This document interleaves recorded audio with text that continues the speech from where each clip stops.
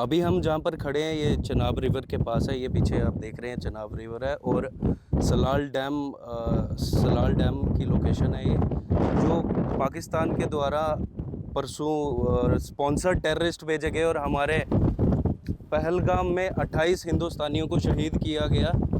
तो ये पाकिस्तान की काफ़ी कायर हरकत थी और इंडियन गवर्नमेंट का ये बिल्कुल ही सही फैसला है कि उनका पानी रोक इंडस वाटर ट्रीटी को होल्ड पे रखना। आप पीछे देख सकते हैं यहाँ पे डैम के गेट्स पूरे बंद कर दिए हुए हैं, पानी रोक दिया गया है। नहीं तो पहले यहाँ पे काफ़ी हैवी फ्लो होता था पानी का, ये पानी सीधे पाकिस्तान जाता था। बहुत बढ़िया फ़ैसला है इंडियन गवर्नमेंट का।